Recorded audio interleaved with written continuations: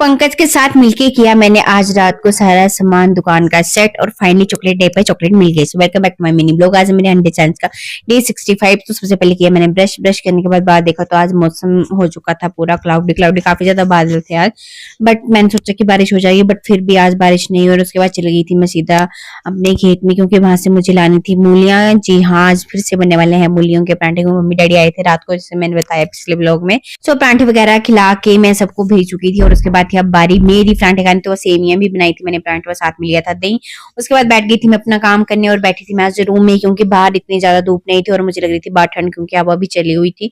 सो उसके बाद मैंने किया सारा काम खत्म फिर, क्योंकि मेरे को पंकज आ गए थे ऊपर बुलाने के लिए कि नीचे से आजा काम है। सो मैं उनके साथ चली गई। दिन में ब्लॉग नहीं ले पाई थी क्योंकि मैं थी बिजी, तो मेरे को टाइम ही नहीं मिला। सो पंकज भी आ गए थे और मैं बैठी थी काउंटर पे, तो मैं इनसे बोली जा रही थी बार बार कि यार चॉकलेट है, चॉकलेट दे दो, बट इतना इग्नोर मार रहे थे। और छोड़ो कोई बात नहीं। उसके बाद चली गई मैं मशीन के बाद वहां पे निकाले थे मम्मी ने काफी ज्यादा डुन्नू। ये मशीन ऑटोमेटिक है तो यहाँ पे अपने आप भी चली रहती है। तो मैं चली गई थी और मम्मी बैठ गई थी प्लेट्स के पास और मैं निकालने बैठ गई थी यहाँ पे डुन्नू। तो अच्छे से यहाँ से उठा रही थी और उठा के रख रही थी अलग से पेटी में, ताकि सेट करके रखे ताकि बिखरे ना। उसके बाद आ गई मैं पंकज के पास, तो मैं लग पड़ी थी सबसे पहले बिस्कुटों को अच्छे से सेट करने। बिस्किट अच्छे से सेट कर रही थी, उनके सारे बिखरे हुए थे। उसके बाद मैंने किया सारा नमकीन वाला रैक पूरा अच्छे से क्लीन किया। फिर उसके बाद किया इनको अच्छे से सेट। उसके बाद मैं लपड़ी थी, अमचूर था यहाँ पे और धूप वगैरह थे, तो वो भी सारे बिखरे हुए थे और एक दूसरे के पीछे छिपे हुए थे। जब ढूंढने होते तब मिले नहीं होते, तो इसे अच्छे से सेट किया।